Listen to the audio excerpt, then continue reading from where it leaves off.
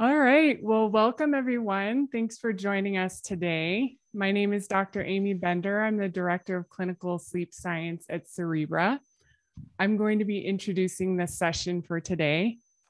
One of our main goals of the Sleep Round series is to get you thinking beyond traditional sleep staging and the apnea-hypopnea index to gain a better understanding of a patient's sleep. To do this, we'll be using odds ratio product, which is a method of assessing sleep depth developed by Dr. Magdy Younes. Dr. Younes will demonstrate how ORP goes beyond traditional scoring methods by applying ORP to the case we will be presenting today. The case was provided by the Center for Sleep and Human Performance of an actual patient seen at the center. If this is your first Sleep Rounds webinar with us, you can learn more about ORP and the previous cases in Sleep Round sessions 1 and 2. Links to those sessions are included in the email invitation to this webinar. We have Dr. Charles Samuels. He is the Medical Director of the Center for Sleep and Human Performance, a clinical assistant professor at the University of Calgary Faculty of Medicine, and former president of the Canadian Sleep Society. He has been principal investigator of numerous clinical trials, has many publications, and a pioneer in areas of shift work and health outcomes, and assessing sleep and performance in elite athletes. His clinical practice and research focuses on the effect of sleep deprivation and disruption on health and performance, and is keenly interested in individualized clinical treatment strategies. We also have Dr. Magdy Younes, who is a distinguished professor emeritus at the University of Manitoba. Dr. Younes's research in respirology, critical care medicine, and sleep medicine has resulted in approximately 200 original peer-reviewed papers and book chapters and reviews, along with numerous patents. He is truly an innovator in developing novel sleep metrics that will help better diagnose and treat sleep disorders. And yesterday, I just wanted to make a note that yesterday I ran these pictures by Dr. Younes and Dr. Samuels, and they were very impressed. They thought these pictures made them look 20 years younger.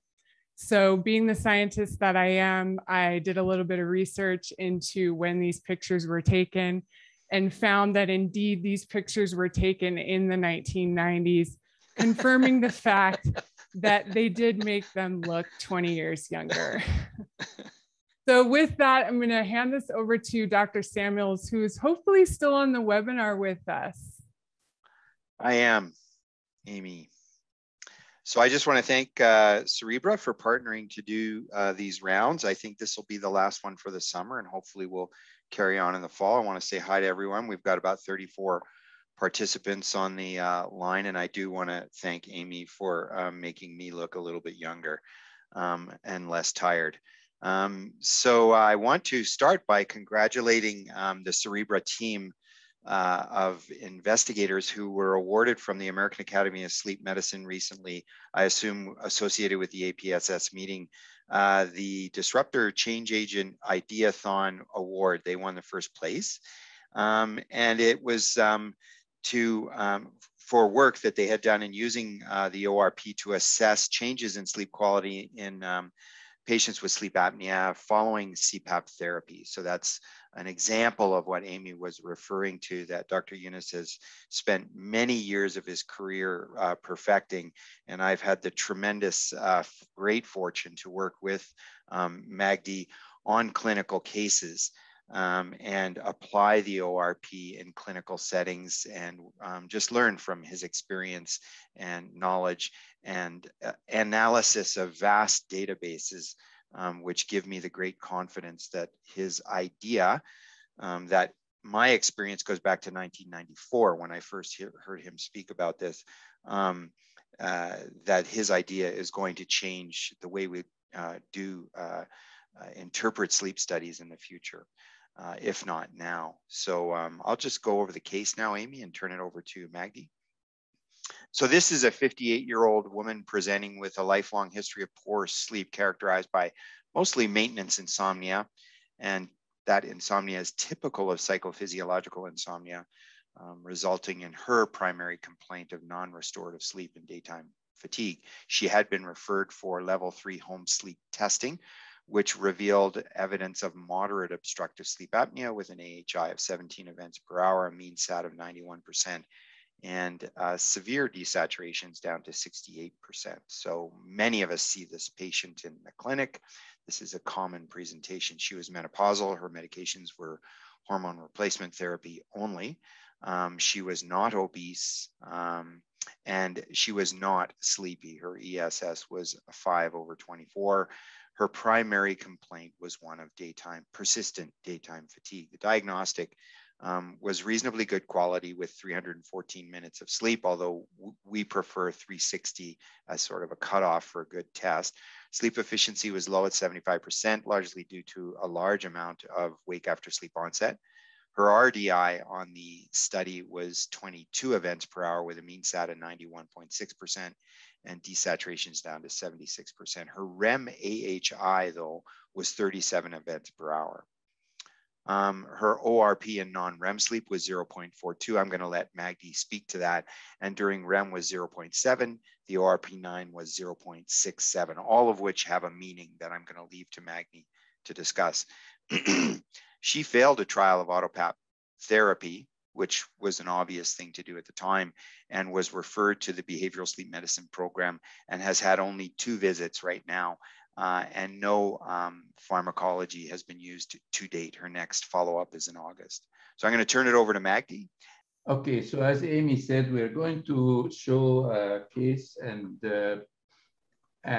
see how ORP can help with this case, which is a fairly common presentation.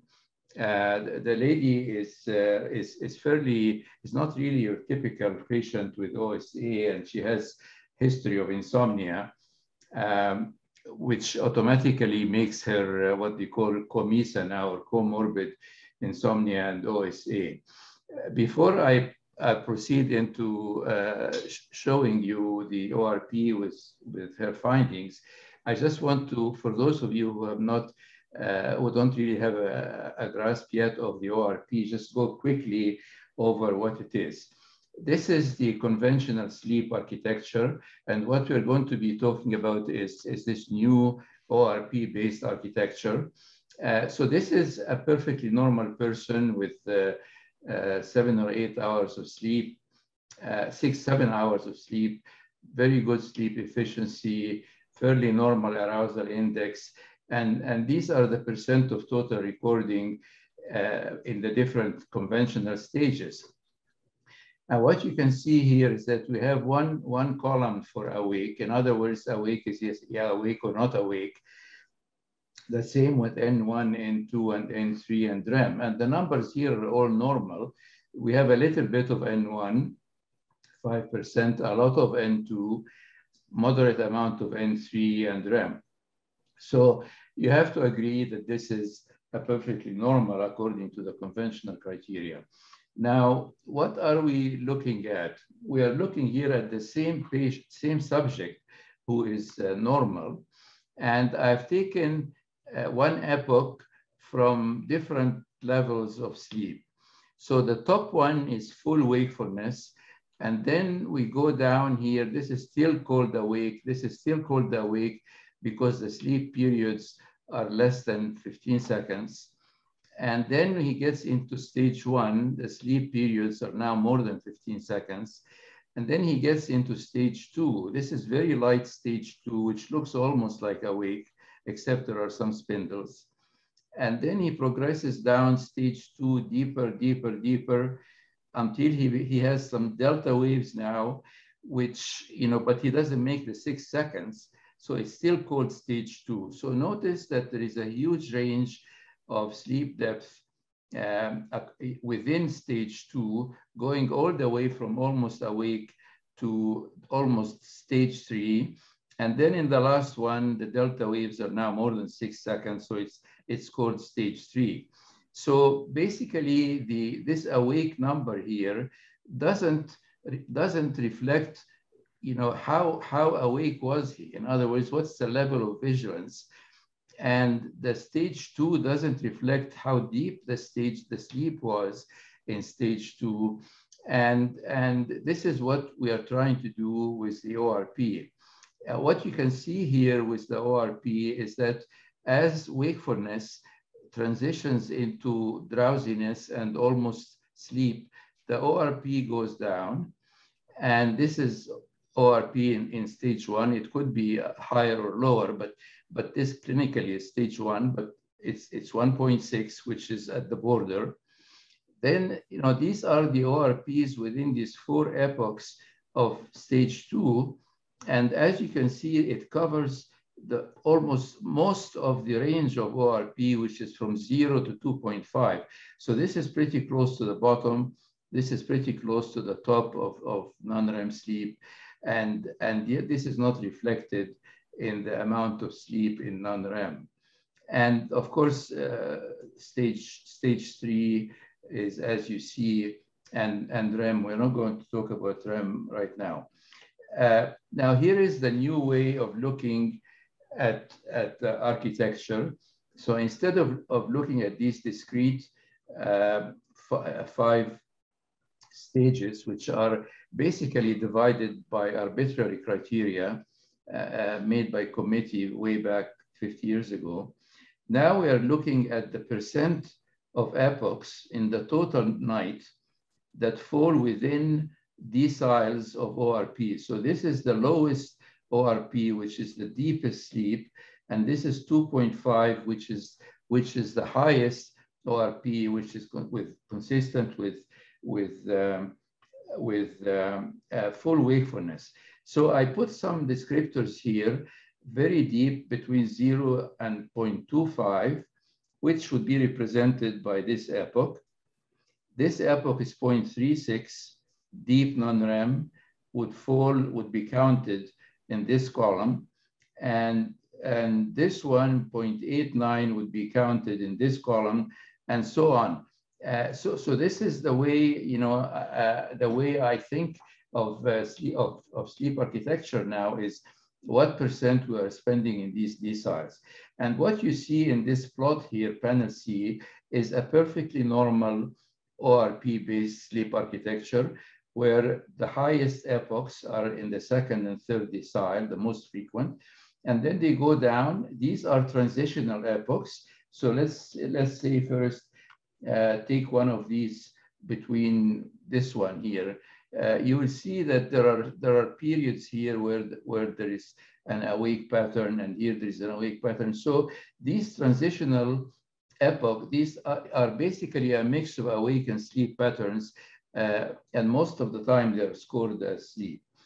Now, between 1.75 and 1.2, I call it very drowsy. This is like this fellow here, this epoch here, and you can see that there is some mini sleep.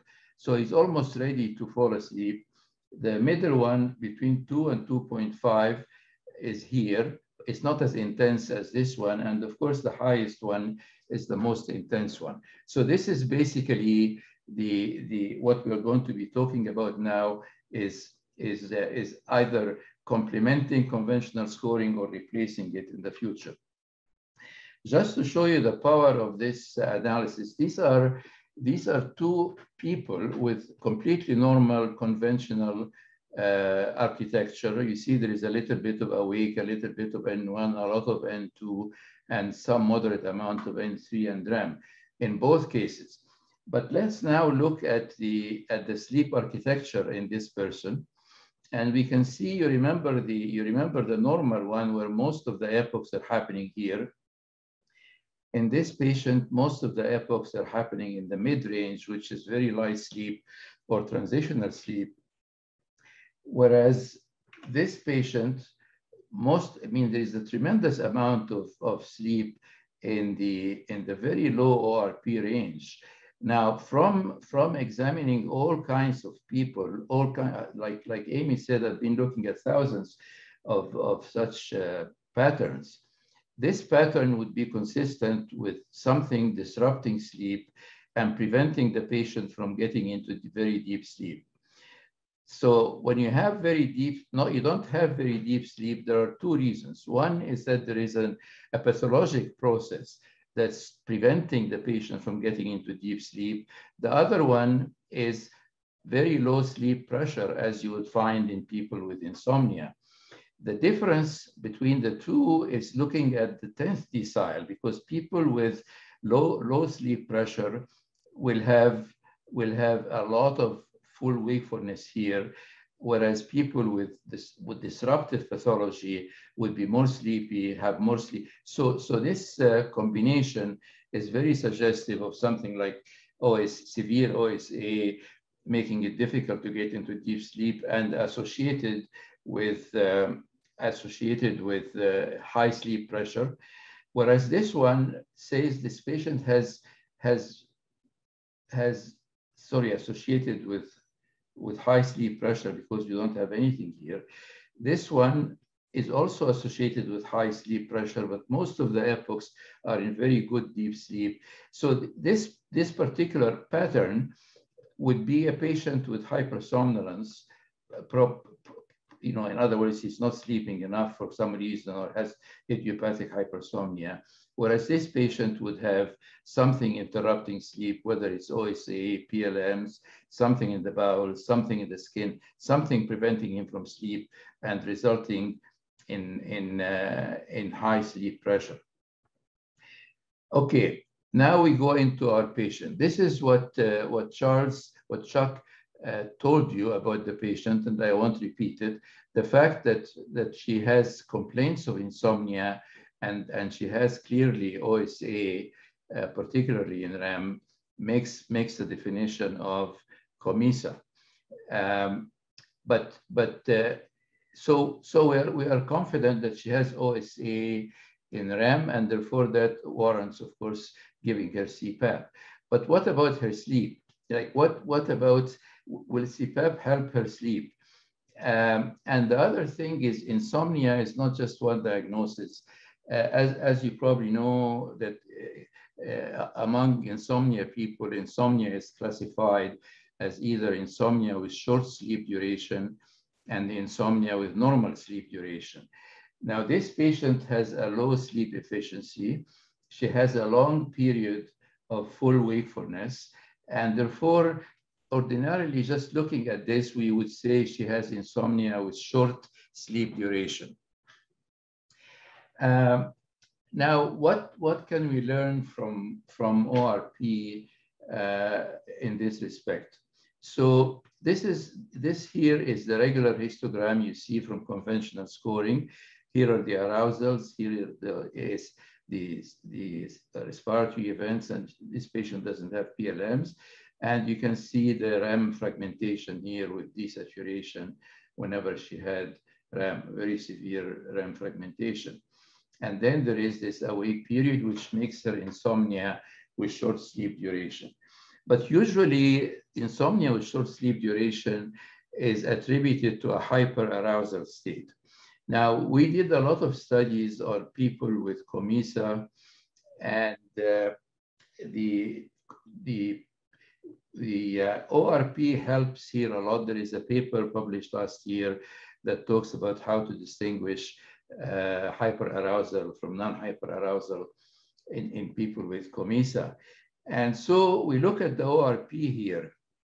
So the patient's awake here, his ORP is above 2, and then he goes very quickly down to, she goes very quickly down to very low ORP, very deep sleep.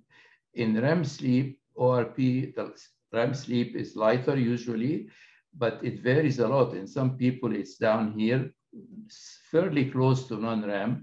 In other people, it could be up here. And this, again, is another interesting issue that we are looking at very carefully right now. So from, again, our experience with COMISA, this is not a patient with hyperarousal, because I will show you later, people with hyperarousal don't go to deep sleep like this. And the other thing to look at is this period of awake. The ORP is around 2, sometimes even less than 2. And that, again, is not a feature of hyperarousal, because with hyperarousal, ORP, when they are awake, is usually quite high, very close to 2.5. So there is something different about this patient. Even though she has insomnia with short sleep duration, she is not really a hyperarousal patient. You have to remember that being awake during the night isn't necessarily due to hyperarousal. There are many things that can make us wake up during the night. One of them is that we had enough sleep already. Another one could be a circadian problem. Another one could be a parasomnia. Another one, I mean, there are so many reasons. It's not every time there is an awake period in association with the complaint of insomnia, we have to conclude that this is insomnia with hyperarousal, because the treatment is going to be very different depending on whether it is or it isn't associated with hyperarousal. So this patient doesn't look like hyperarousal. It looks like this awake period is not related to hyperarousal, it's something else. And our job then as sleep physicians or interpreters is to find out why she had a weak period here, because we really cannot blame it on hyperarousal. And to illustrate this, this is the patient, GM. And what you can see is, again, most of her sleep is very deep. And she has this extra awake time, which are the last 3 columns, but you don't see very high amount of epochs with full wakefulness, which is characteristic of hyperarousal state.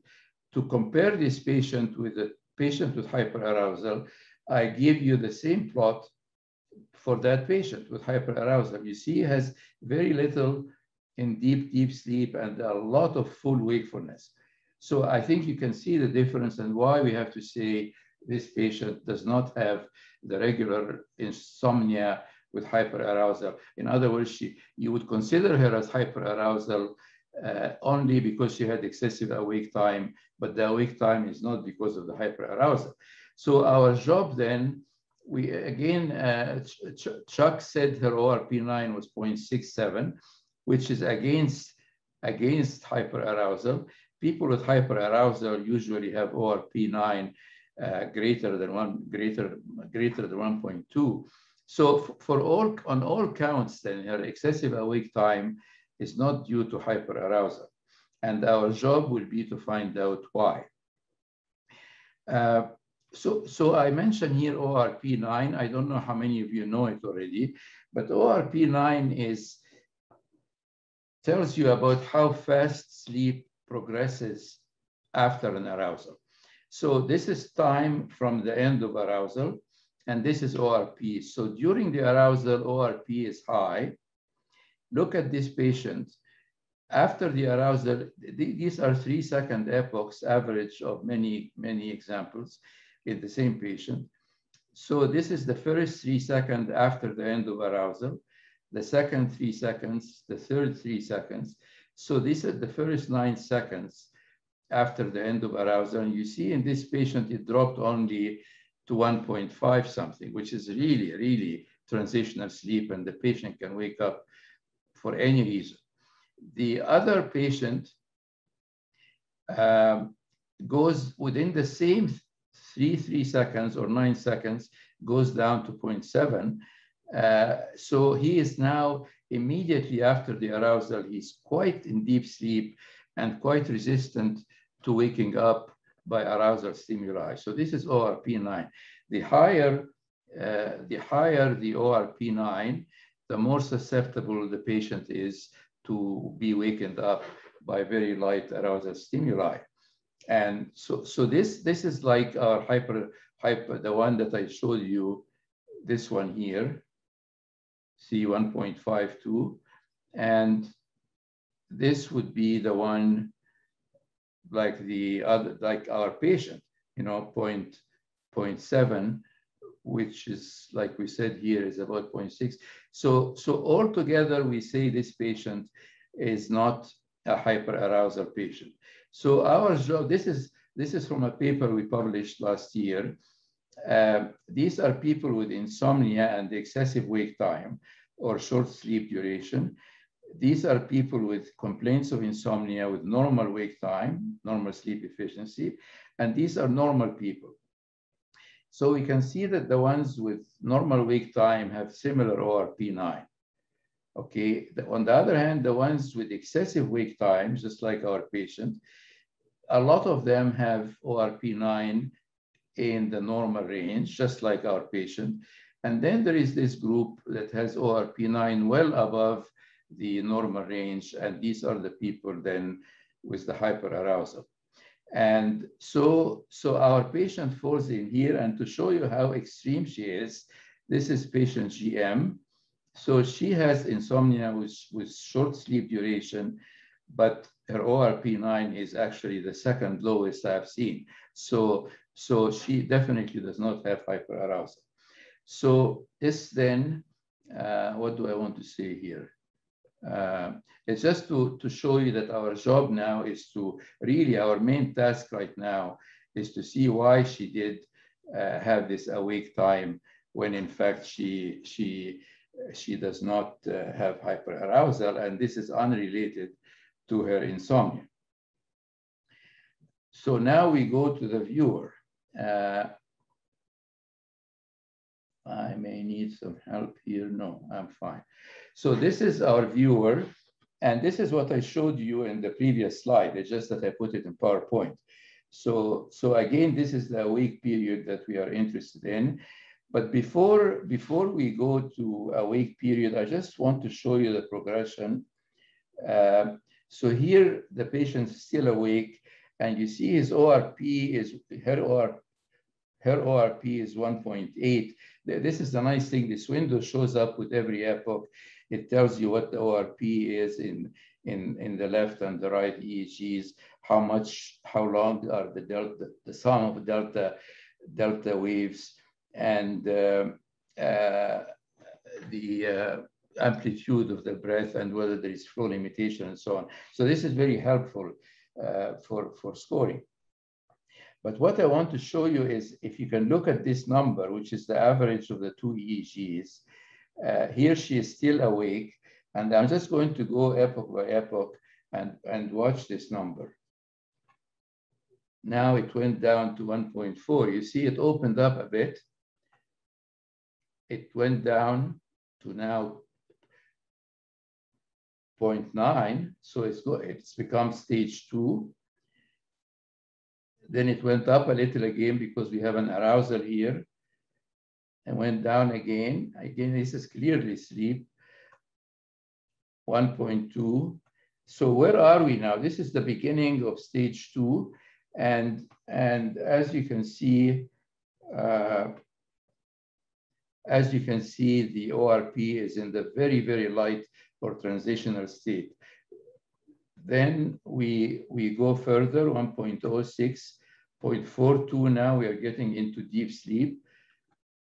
0.82 went up a bit here. 0.24, now we are getting into very deep sleep, but still in stage 2. And she stays in deep sleep until we get into stage 3. So the point, if you want to look here, you see the delta waves are only 4.8 seconds in each electrode. And so we don't make the 6 seconds, and that's why it's still stage 2. Now we keep going, it's still 4 and 5, 5 and 3. So the delta waves are increasing.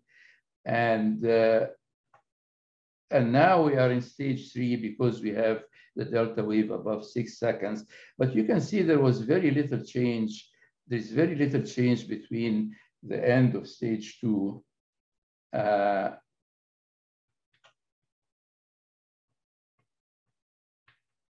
the end of stage 2, 0.18, 0.18, same thing. So the idea here is that most of the ORP change happens within stage 2. And with the conventional scoring, we really don't appreciate what is going on in stage 2. Okay, let us now focus on this thing here. So I'm just going to move to this point. This is the epoch just before.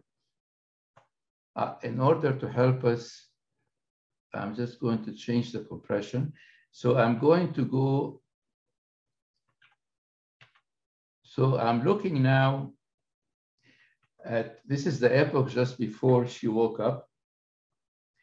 And we're looking at, oh, I can't see the ORP. And here is where she woke up. So my job now is to look back and see if there is anything happening before she woke up. So what is very interesting here, I can see the ORP if it's on a different compression from 30 seconds. So, so I went back 4 epochs, which is 2 minutes, and again 2 minutes. So that's 4 minutes from when she woke up. And what you see here is the flow. Notice the flow, how it looks like, nasal flow. And the saturation is, you know, is almost 92, 93. Okay, and even if you follow these 2 minutes, here we are 2 minutes from when she woke up, you can clearly see the progressive reduction in flow. We go to the next 2 minutes, again, progressively going down, down. I'm going to move it just one minute to see. So here at this point, she has severe flow limitation. And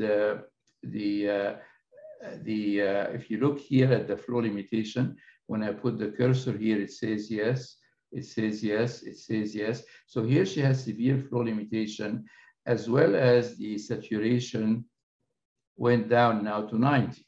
Okay, so this is a perfect example of RERA going over 4 minutes and ultimately resulting in patient waking up.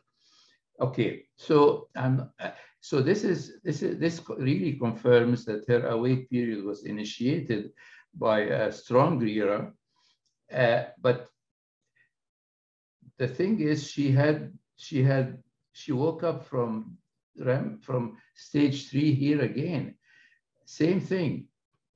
You have very severe flow limitation here, and before that, her flow was pretty good. Again, you can see her saturation dropped by 2, and then she woke up. So this is clearly a RERA-initiated awake period. But then you can ask, well, how come she was awake here for only a minute or so and she went back to sleep, whereas here she stayed awake for an hour? And that's a very good question. What is the difference between this early transition and the late transition is that she had several hours of very deep sleep. So it is possible that she had enough sleep here, which would make it easier to treat her. The other thing is she went on her back. So maybe she has more severe flow limitation, and every time she falls asleep, it wakes her up. So, but anyway, this awake period is not related to hyperarousal. If anything, it is related to RERAs, and it is related to RERA. But I want to also remind you that waking up from deep sleep isn't necessarily related to RERAs. I mean, it could be related to a lot of things. I mean, people have this classical early morning awakening because they had a lot of sleep time already, and they just don't need to sleep anymore. Alternatively, it could be a circadian rhythm problem, or it could be many things, So here in this case, we can clearly say that it is likely related to sleep apnea, but it could also be a parasomnia, for example. I haven't seen many parasomnias. Charles probably can tell me what the EEG looks like if you're having night terrors. But this could be probably night terrors, although I'm not an expert in that. So the idea here then is, how are we going to treat this patient. And obviously, she needs to go on CPAP because of her REM ORP and so on, and possibly because it could also fix the insomnia, in which case we solved everything with CPAP. But the next thing I want to talk to you about, which is pretty much the end of this section. We've been looking at a lot of patients with split studies, looking at if we can predict what happens when you put them on CPAP from the diagnostic part of the study.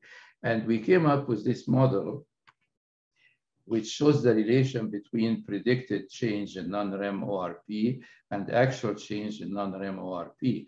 And this is the formula for this prediction. So the most important variable is ORP non-REM. In other words, the higher the ORP non-REM, the more the ORP will go down. You know, this is very, very significant. Then there is how much time you spend in the 10th decile full wakefulness, and how much time in N1, which is a reflection of the arousal index, and how much the AHI was. So I want to show you now what happened in this patient. So here is the formula I showed you just before. I just copied it from here. And I plugged in the values that we have on this patient. This is the intercept 584. We subtract 0.007, which is this one, times percent in N1, which is 7%. This is the coefficient for ORP non-REM, 0.427. And her ORP non-REM was 0.42. And this is her how much time she had in the highest decile, 1.5%, which is very little. And this is her AHI 15. And we calculate this, and we come up with the predicted change in ORP non-REM is plus 0.3. In other words, the prediction here says that her sleep will actually deteriorate. Remember that CPAP is a double-edged sword. It fixes something, but it introduces a lot of arousal stimuli.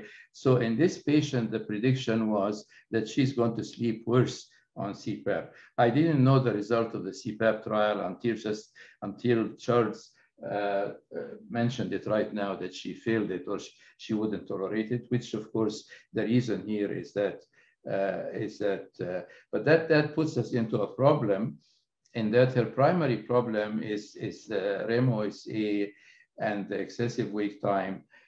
So how are we going to treat her? We can just leave her, you know? We can just leave her and say, well, she's sleeping very well, she's not sleepy. That's an option then the clinician has to do, or may try an oral appliance or some other alternative treatment for the sleep apnea. But leaving her alone is not such a bad deal. I mean, she has the occasional very, very low desaturation, but there's not that many of them. So here is the case, how to deal with these patients. Insomnia. So the importance of this then is to say, well, this is not a hyperarousal state. In other words, sleeping pills are not going to be very useful here, because already her sleep is very deep. And so the idea is to treat her OSA, and if it doesn't work, then you have the option of either leaving her alone. Her sleep is very good and she's not sleepy. She has the REM fragmentation. Now, this is another issue that it is of great interest to psychiatrists, is what is the impact of REM fragmentation on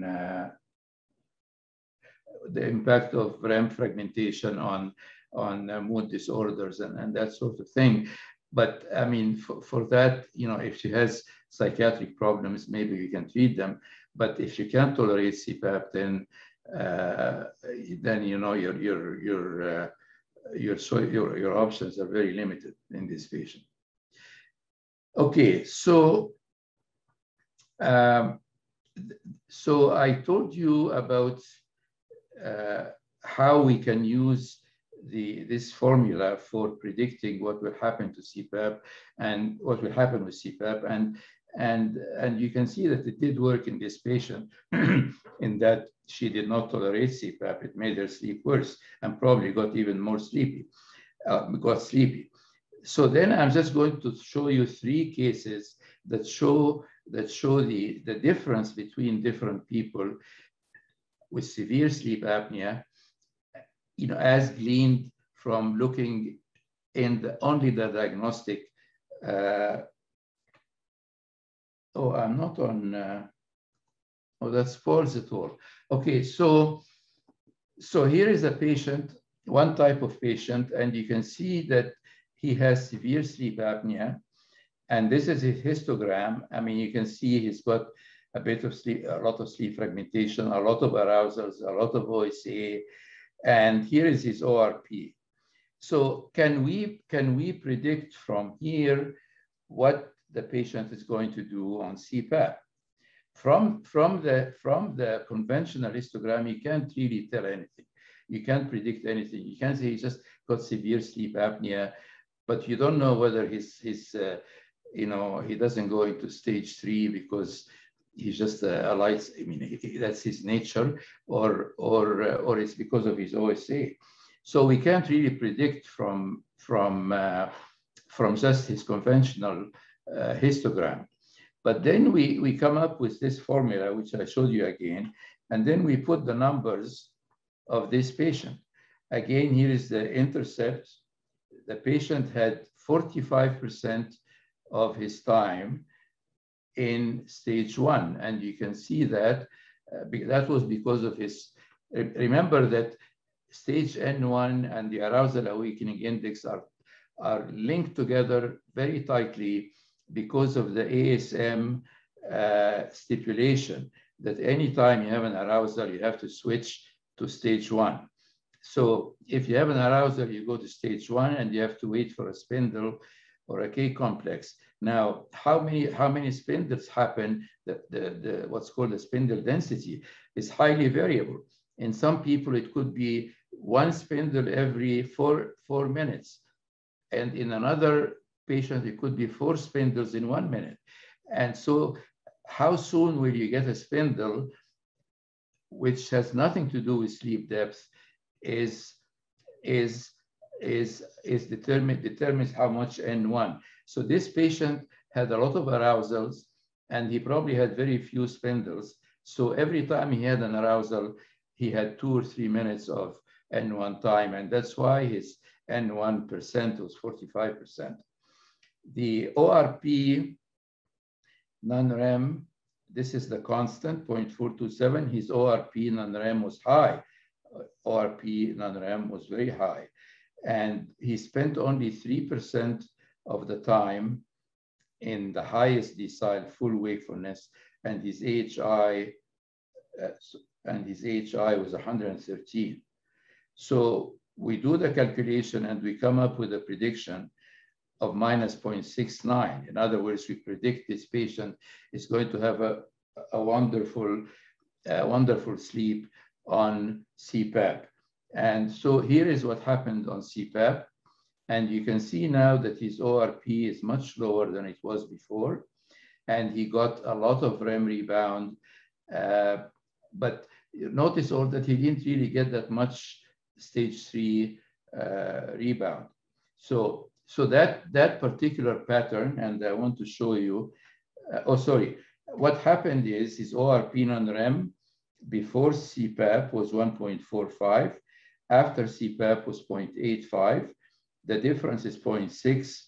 What was predicted was that it would go down by 0.69, which is not bad. And this is his histogram. And this is before CPAP. You can see that he has hardly any epochs in stable sleep. He has just a few epochs in the lightest sleep. Most of his epochs are in the transitional and awake state. Look what happened to CPAP. There is a marked left shift. Now he's got a lot of epochs in sleep. Still, he doesn't have much epochs in the deepest sleep.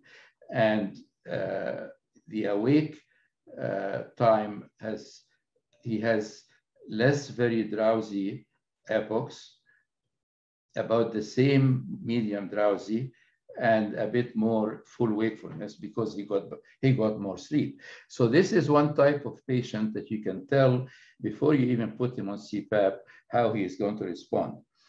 Here is another patient. Now this patient again has severe OSA, as you can see from the saturation and respiratory events. And here is his ORP, but again, from the histogram, the conventional histogram, you can't really tell very much about what will happen with CPAP.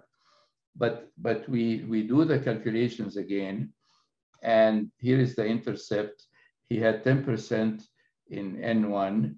His ORP non-REM was 1.23, which was sort of high. He had 21% of the epochs in full wakefulness.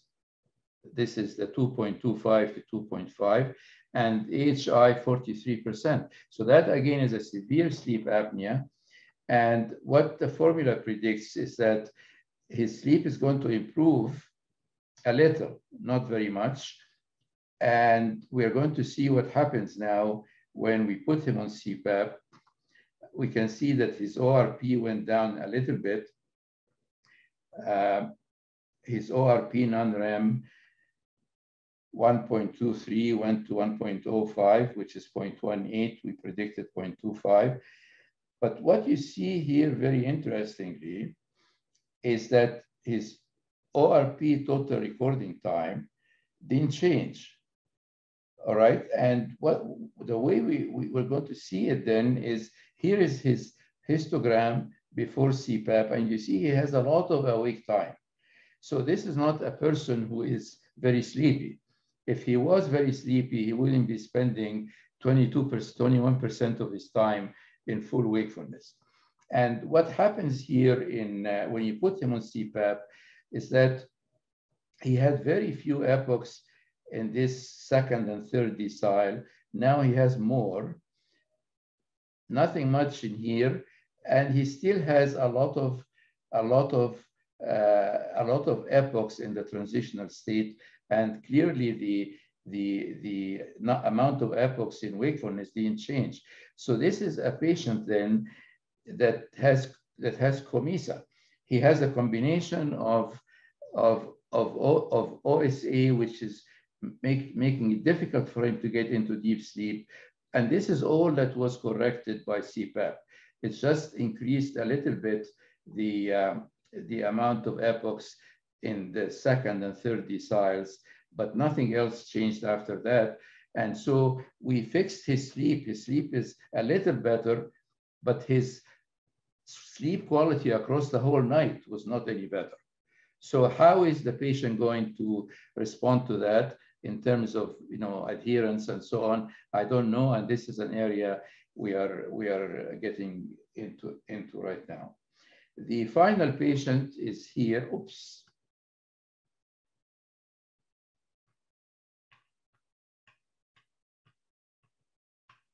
I don't know. Okay, here is, ignore the right side and let's just look at the left side. So again, he has very severe sleep apnea. You can see the desaturation. This is 70% at the bottom. Again, the histogram is nothing special about it except that he has some REM. But look at this. He's got very nice deep sleep, except he gets these awakenings every now and then. He goes up. But his sleep is quite deep despite the severe OSA. And this is a patient that has a low ORP9, which allows him to go to sleep very quickly after an arousal. And therefore, his average sleep depth doesn't suffer very much from the arousals because he doesn't stay hanging there, in very light sleep after every event. And what again, we apply the formula. Intercept, he had 29% in stage 1, again reflecting the excessive arousals. The ORP was 0.53 before CPAP, very low. He had no epochs in full wakefulness, and his AHI was 72. So we predict that he will have no change in his, or very, very little change based on these numbers. And here is his pre-CPAP ORP, was very good, as you can see here, and actually got worse a little bit. And ORP, total recording time, he now has a lot of awake time on CPAP, which raised his ORP, total recording time. So this patient's sleep actually got worse on CPAP, and that, of course, creates a problem in that how do you treat him then? And the issue is, well, maybe this patient, we should leave him alone.